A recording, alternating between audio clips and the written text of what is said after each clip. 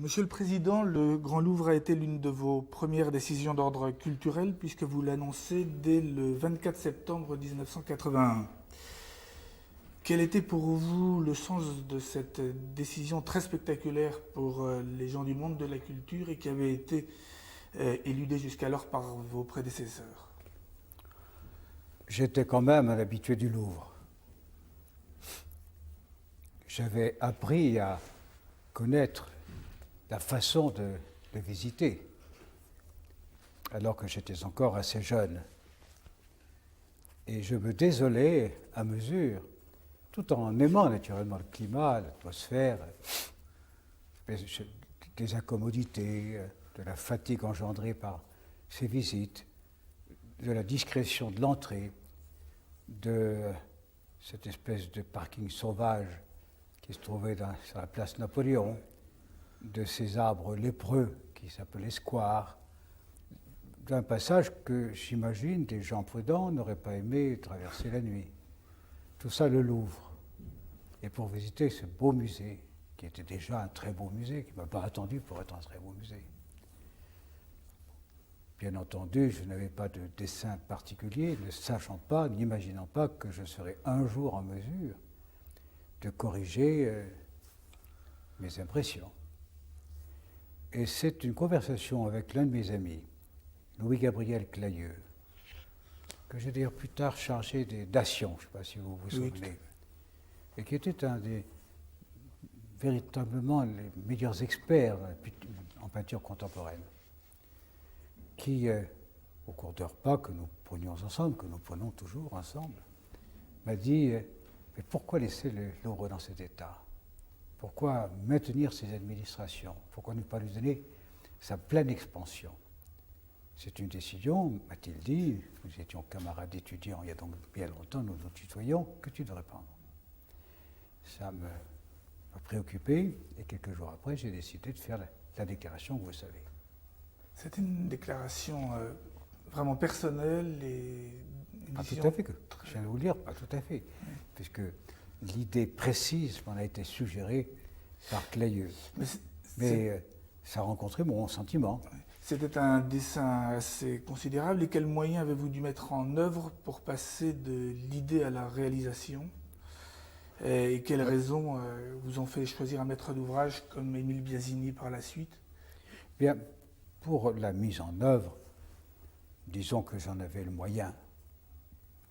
Je venais d'être élu président de la République au suffrage universel, ce qui donne au chef de l'État d'aujourd'hui une certaine latitude pour obtenir des ministres et du Premier ministre les, comment dirais-je, les crédits dont il a besoin. Ce ne sont pas des crédits pour l'Élysée, ce ne sont pas des crédits pour une œuvre qui me paraissait mériter d'être accomplie. J'ai donc avisé Pierre Mauroy, j'en ai parlé à Jacques Lang, ça n'a pas fait de difficulté. Certes, c'était dans un ensemble de grands travaux, mais celui-là était, comme vous venez de le dire, le premier. Et l'objectif que je recherchais a paru tellement évident que les difficultés ne sont venues qu'après.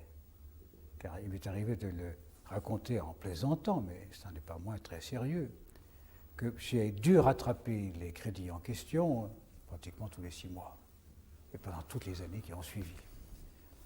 Cela paraissait presque incongru au service que de dépenser cet argent pour quelque chose d'aussi insolite.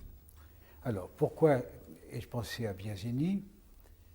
Parce qu'il avait une très forte réputation de bâtisseur. J'avais beaucoup entendu parler de lui sans le connaître lorsqu'il était chargé de la côte d'Aquitaine, où vraiment il avait réussi à créer des ensembles qui n'étaient ni monstrueux, ni choquants, qui respectaient la nature et qui ici et là représentaient de belles réussites architecturales.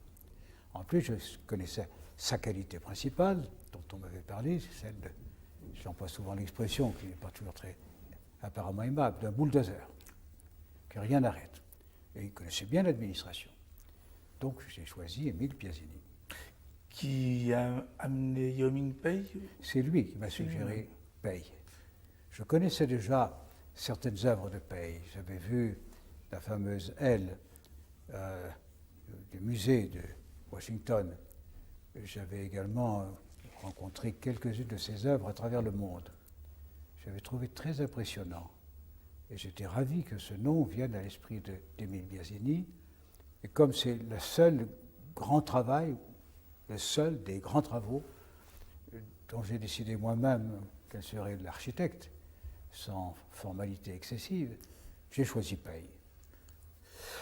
Lorsque la pyramide achève l'articulation du musée autour de la cour Napoléon, Pei vous la présente. Quelle est alors votre réaction comme homme de culture et comme homme politique? Son projet, Oui. il était extraordinairement respectueux des lieux.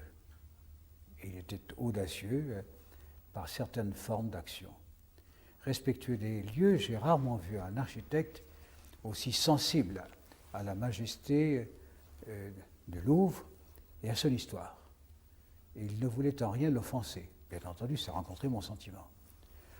On a débattu de la pyramide dans certains milieux comme d'une offense, alors que précisément, moi, je l'avais accepté dans l'esprit que je viens de vous dire.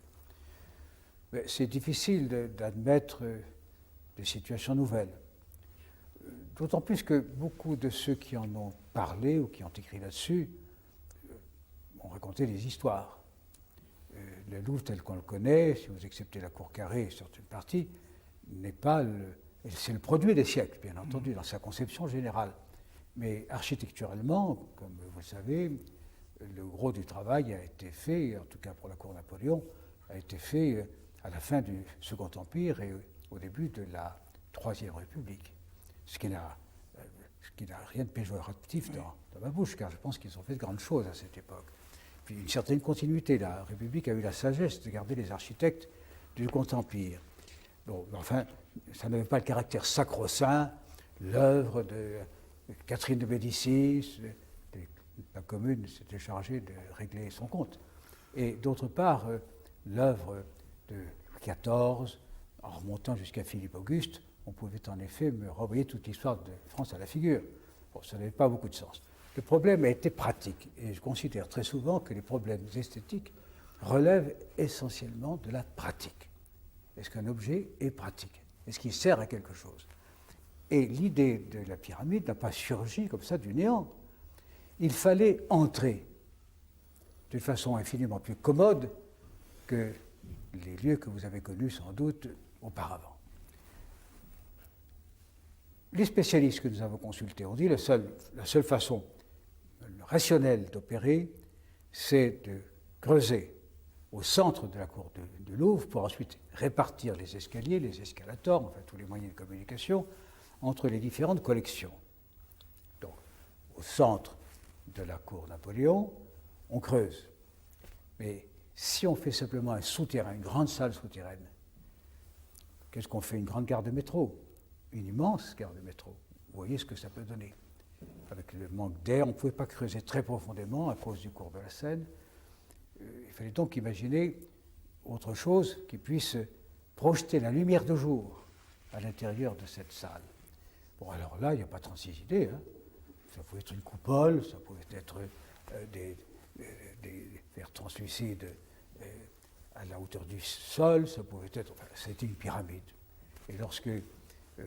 Pei m'a proposé cette idée de pyramide, qui est vraiment la sienne, j'ai trouvé cette idée très juste, en veillant aux proportions. Car à peu près sur la base, je crois à peu près, même sans doute très exactement, sur la base des proportions de la pyramide de Khéops, non pas les dimensions, mais les proportions, dans cette cour, avec au fond le pavillon Sully, qui doit dépasser légèrement 40 mètres. La pyramide n'atteint pas la moitié de cette hauteur, 20 mètres et quelques. À la base, une superficie raisonnable. Donc la pyramide ne risquait pas soit d'écraser la cour, soit les bâtiments voisins, soit de s'intercaler d'une façon fâcheuse. On a dit quelque chose de très inexact également, que cela venait briser la fameuse perspective des arcs de triomphe. Mais, comme vous le savez, il y a deux axes différents. Il y a l'axe, en effet, des Champs-Élysées, des arcs de triomphe, de l'obélisque. On avait d'ailleurs fait les mêmes protestations contre l'obélisque au moment où il était installé. Et cet axe-là n'est pas celui qu'avait voulu Catherine de Médicis, qui avait tout simplement songé à faire un jardin à l'italienne devant son palais, et l'axe de ce jardin et qui recoupait celui dont nous parlons à partir des Champs-Élysées. Et si vous observez bien, mais il faut avoir une très bonne vue pour ça, ou bien alors il faut avoir des instruments, du haut des Champs-Élysées, on ne peut pas voir la pyramide parce qu'elle n'est pas dans l'axe. Et comme vous le savez, c'est là, je crois, est-ce que c'est exact? Je risque de me tromper, que c'est dans l'axe des Champs-Élysées que se trouve la statue de Louis XIV, de Bernin, qui a été ensuite modifiée. Bon. Donc c'est tout à côté. Ayant observé que les prévisions de Paye étaient à ce point scrupuleuses, j'étais vraiment enthousiaste de son projet, et je l'ai accepté. Aujourd'hui, le Grand Louvre est achevé. En tout cas, il a pris toute sa dimension. C'est un moment, je crois, très crucial d'expérimentation. Que ressentez-vous devant cette réalisation? Je la trouve très belle.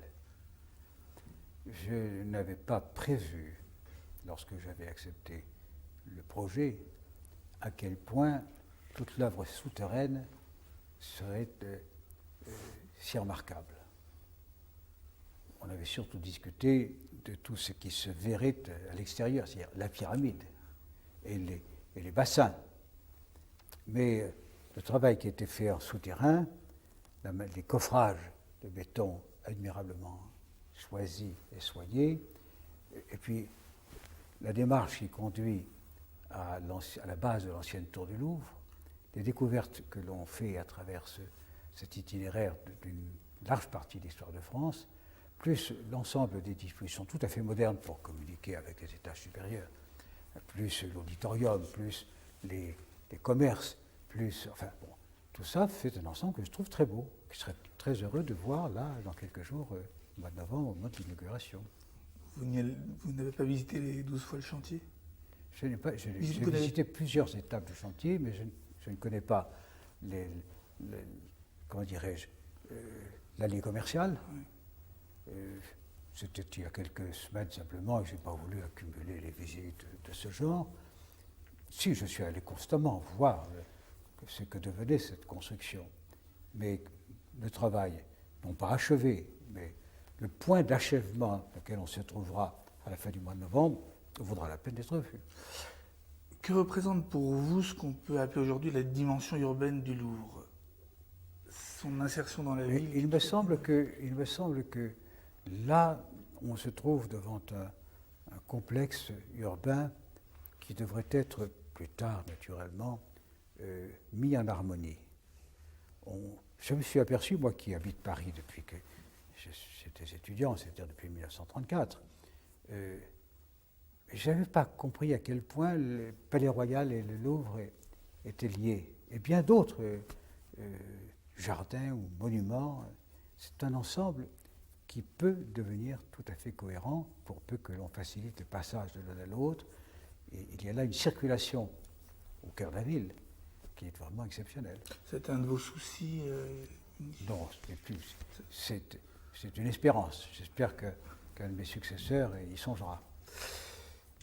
Quelle est pour vous la place du Louvre dans l'ensemble très impressionnant de la série des grands travaux?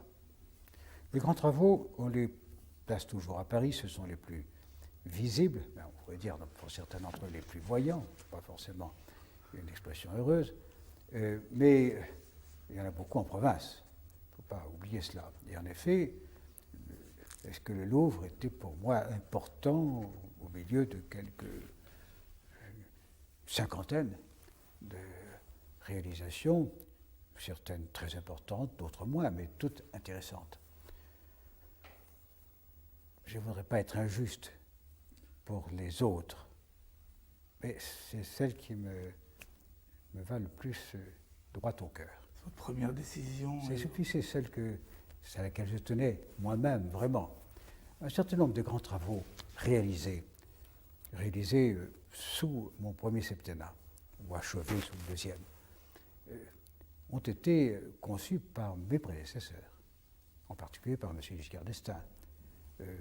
Mes prédécesseurs, je pense à la perspective de la défense, c'est-à-dire à ce qui est aujourd'hui la Grande Arche. Il y avait eu un projet de M. Pompidou, il y a eu un projet de M. Giscard d'Estaing. Ces deux projets se sont annulés, il y a eu le troisième, celui qui a abouti, mais l'idée de perspective d'un bâtiment, monument situé dans cet axe était déjà ancienne, d'ailleurs, elle remonte, je crois, au XVIIe siècle. L'idée de compléter le système de la défense avec un monument significatif, rappelez-vous l'immeuble miroir accepté par M. Pompidou, puis le projet de Villerval au temps de M. Giscard d'Estaing, cette idée-là, je l'ai trouvée en arrivant. Je l'ai réalisée, mais pas la mienne. De la même façon, la Villette, je l'ai complétée avec les jardins, mais elle était encore balbutiante. Les travaux énormes qu'avait nécessité la transformation de ces abattoirs en musée des sciences et des techniques, du temps avait été perdu et je suis arrivé là pour le réaliser. Le musée d'Orsay. Mais toutes ces idées-là étaient antérieures à mon arrivée à la présidence de la République. Les deux plus grands projets que j'ai retenus à ce moment-là, dans mon esprit, c'était le Louvre, et celui qui n'a été réalisé, commencé d'être réalisé qu'au début de mon deuxième septennat, la Grande Bibliothèque. Bon, c'est greffé là-dessus une idée dont je ne suis pas l'auteur, mais que j'ai approuvée, de l'Opéra Bastille. Et puis il y a eu l'Institut du monde arabe, qui avait été prévu initialement aussi du temps de M. Giscard d'Estaing, mais qui était placé ailleurs et présenté sous une autre forme architecturale. Je reviendrai sur la défense, si vous voulez, qui a donné une image architecturale complètement différente de celle qui était prévue. Mais tout ça fait quand même partie d'un ensemble qui, à partir, disons, de Beaubourg, a signifié une résurrection de l'architecture à Paris. On a parlé justement d'un style Mitterrand pour l'architecture. Les uns qui le voient froid, glacé, transparent, et puis pour d'autres qui sont quand même la majorité, qui est ce qu'on peut appeler l'alliance de la rigueur et du rêve. Avez-vous effectivement ce qu'on peut appeler une préférence architecturale? Non, c'est-à-dire que j'aurais bien voulu qu'il y ait un style Mitterrand, c'est un orgueil légitime. Mais les conditions de nos travaux modernes rendent cela impossible. Du moins pour un président de la République à la tête d'une démocratie parlementaire. Il y a des règlements, des concours nationaux ou internationaux. Rares sont les travaux pour lesquels on peut, c'est ce que j'ai fait pour le Louvre, pour lesquels on peut décider tout seul, comme ça. Quand je ne sais pas comment ça s'est fait. Je l'ai dit, personne ne m'a vraiment questionné à ce sujet. J'ai désigné architecte, ça s'est fait, il n'y a pas eu d'histoire. Si, il y a des histoires esthétiques, mais pas sur le mode de financement et de réalisation. Et pour les autres, ça touchait toujours à des milliards de francs. Alors, un concours international qui réunit, comme pour l'Opéra Bastille, je crois quelques 700 projets, ou comme l'Arche de la Défense, entre 400 et 500. Ce jury est invité à se prononcer. Il le fait. Il travaille. Je ne peux pas, moi, ensuite dire votre travail est mal fait, il y a un projet que vous avez ignoré, je vous l'impose. Ce serait d'ailleurs, sur le plan juridique, tout à fait contestable. Et sur le plan politique aussi. Donc, je n'ai jamais eu à examiner que la dernière sélection. Dans un cas, 14 projets, dans un cas, 6. L'Opéra Bastille, c'était 6. Et je peux dire les choses comme je les pense. Hein. Aucun ne m'emballait vraiment. Mais je crois que c'était dû surtout à la configuration assez difficile, on pourrait dire même détestable, du terrain lui-même, qui rendait la tâche très difficile aux architectes. Il y en a un qui me plaisait beaucoup, j'ai appris plus tard, parce qu'on ne sait pas, dans ces concours, c'est très bien comme ça, qui est l'architecte. J'ai appris plus tard que le projet qui me plaisait beaucoup, c'était celui de Port-Zampar. Mais il n'était pas spécialement retenu, et celui qui l'a été, c'est cet Uruguayen devenu Canadien, Carlos Hott, que je ne connaissais pas. Sa réputation n'était pas venue jusqu'à moi. Et je dois dire que beaucoup des membres du jury pensaient qu'il s'agissait d'un autre architecte peut-être plus célèbre. Bon, donc ça c'est comme ça. Donc mon style à moi, certes il arrive un moment où j'interviens, mais ce moment-là est trop tardif pour pouvoir imposer un style. Vous acceptez quand même des projets forts. J'ai été sensible à des choses que certains jugent exagérément classiques, aux formes géométriques. C'est vrai, aux formes géométriques. Et bien que je sois un amateur du baroque, ou de beaucoup d'autres architectures infiniment moins symétriques ou éloignées de la géométrie. Enfin, j'ai un goût pour cela. Et c'est vrai que si j'avais pu réaliser une œuvre à la Gabriel, ça m'aurait plutôt flatté. Mais il y avait de très bons architectes, très différents, et c'est l'ensemble de leur talent et de leur imagination qui a fait au total ce qu'on n'appellera pas le style Mitterrand, parce que ce ne serait pas mérité, mais en tout cas le style de notre époque. Il y a quand même un style Mitterrand, si je puis me permettre, Monsieur le Président, et que vous avez su vous entourer de conseillers qui étaient particulièrement lucides et Il y avait un petit groupe. J'avais créé un petit groupe de 7 ou 8 bons connaisseurs, et dans des disciplines différentes, et en effet, je le consultais à chaque fois. On vous crédite volontiers, notamment à l'étranger, mais bien sûr aussi en France, d'une renaissance de l'architecture dans notre pays. Une renaissance qui était attendue. On vous attendait plutôt sur le terrain de la littérature. Que signifie pour vous ce renouveau ? Vous savez, l'action d'un président de la République sur la littérature, c'est nul. D'ailleurs, tant mieux pour ça. Qu'est-ce que je pouvais y faire? Je ne pouvais pas écrire à la place de ceux qui en ont le goût et la qualité, leurs œuvres. Je crois avoir favorisé par le ministère de la Culture un certain nombre d'initiatives. Même le cinéma, même les arts plastiques. J'ai quand même, avec Jacques Lang, ordonné un certain nombre de commandes. Ça m'a d'ailleurs été reproché par plusieurs polémistes de talent qui ont écrit à ce sujet en estimant que l'État était trop intervenu. Mais je cherche dans mes mémoires les grands événements architecturaux qui en France n'ont pas été l'objet de commandes de l'État, que ce soit sous la monarchie ou sous la République. Enfin, peu importe. Ce que je veux dire, c'est que l'architecture, j'en avais le moyen. J'en avais le moyen parce qu'on en sentait le besoin. L'architecture avait besoin de se réveiller et les architectes avaient besoin d'être mis en valeur. Et que leur talent, connu ou méconnu, fut enfin admis. Qu'ils aient des commandes pour ne plus se contenter de faire des plans sur du papier. Et je pense qu'une génération, c'est difficile de citer des noms, enfin qui comporte un Nouvel, un Perrault, un Port-Zampar. Je regrette que son talent n'ait pas eu l'occasion de s'affirmer encore, un Solaire, et combien d'autres encore, parmi les architectes français. Je ne parle pas de Chemetov qui a déjà une carrière derrière lui, absolument affirmée, etc. Je crois qu'au total, sans que l'on puisse parler d'une école française de l'architecture, il y a là une pléiade, on pourra citer au moins 7 noms, de grands architectes qui ont apporté leur talent à notre époque. Je n'ai pas cité parmi les grands travaux le nouveau ministère des Finances, qui était exigé par le fait que le ministère des Finances disparaissait au Louvre. Qui est aussi une décision importante. Ah, c'est une petite ville, vous savez, le ministère des Finances. Son style, comme ça, un petit peu rébarbatif, a priori massif, a valu pas mal d'invectives même. Ça rappelait les constructions des régimes italiens ou allemands ou russes des années précédentes. C'est faire injure à Chemetov.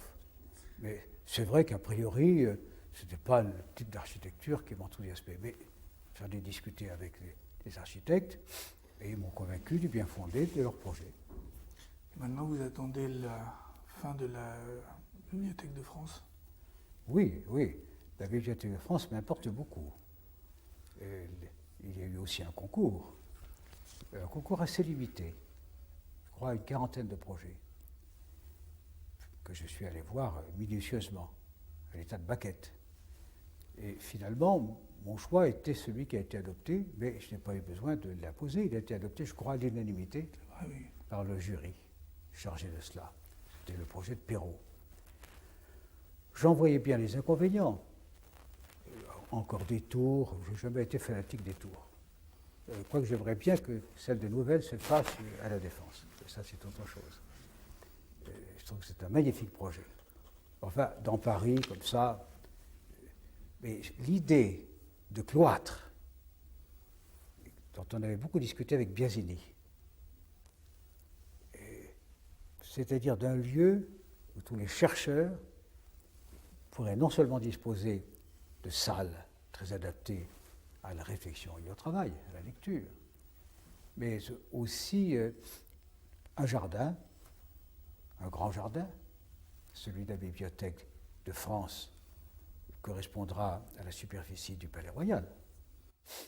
Et la hauteur des bords qui arriveront au niveau du sol est la même hauteur que celle du Palais Royal. On peut donc difficilement dire, comme certains ont bien voulu le dire, que lorsqu'on se trouve au milieu de ce jardin, on est au fond d'un puits. Au Palais Royal, je n'ai jamais éprouvé cette impression. Et ce que j'en ai vu, je vais y retourner un jour prochain pour m'assurer. Enfin, tout est lancé, hein, il ne s'agit pas de changer le projet. Enfin, pour assouvir ma curiosité. C'est vraiment beau. Alors, les tours, elles, il a fallu corriger certaines initiatives, parce que l'essentiel, c'est quand même de pouvoir recevoir et protéger les livres. 11 millions pourront être transportés, ceux dont on dispose aujourd'hui, mais ça va tellement vite qu'on a prévu pour 35 millions. J'ai appris beaucoup de choses en discutant à cette époque de cet immense projet. Par exemple, les initiateurs, ceux auxquels j'avais confié d'abord l'étude bibliothécaire, avaient prévu de couper en deux les périodes.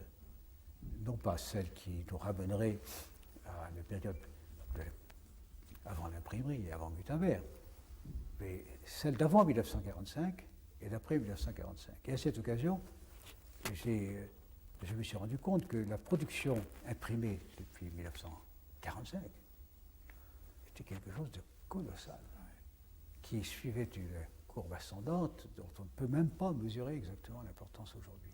Certes, les moyens techniques vont changer. On ne sera plus obligé d'avoir, ce ne sera plus que des livres, ça pourrait être ramené dans des films, dans des images qui seront petites, ce sera plus facile à localiser et à archiver. Mais en fait, c'est un développement colossal de l'écrit et de l'image.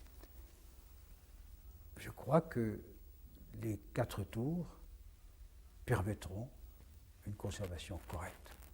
Et de plus, cette initiative a permis de s'attaquer à la protection, à la préservation des livres de la Bibliothèque nationale, qui avaient le plus grand besoin d'être restaurés. Car des livres ne peuvent pas rester trop longtemps, en tout cas plusieurs siècles, sans être attaqués de toutes parts, par la nature, les insectes, etc., etc. Donc ce projet-là m'importe beaucoup, et je ne dissimulerai pas que j'ai fait un peu activer les travaux, parce que je me disais, on ne sait jamais, après le mois de mars 1993, si on ne pensera pas à en faire toute autre chose, pourquoi pas les abattoirs, pour inverser le système de la Villette. Mais cette idée n'est venue à aucun de ceux qui sont arrivés au pouvoir depuis lors, il faut quand même que je les exonère de cette mauvaise pensée. Je pense la grande bibliothèque, au fond, clôture un peu l'épopée des grands travaux. Oui, j'aurais voulu compléter avec le Centre de conférences internationales, Quai Branly. Parce que constamment, j'ai reçu des observations à cet égard. Aller tenir des congrès dans les grands hôtels, des grandes conférences internationales, c'est pas très digne. Et d'autre part, j'entendais toujours les journalistes me dire « mais nous n'avons pas de maison de la presse », contrairement à tant de pays étrangers. Mais il semble que le coût que cela représente, les difficultés, fassent hésiter le gouvernement, et je respecte cette hésitation. Mais je souhaite très vivement quand même que cela se fasse. Merci, Monsieur le Président. Moi aussi, je le souhaite.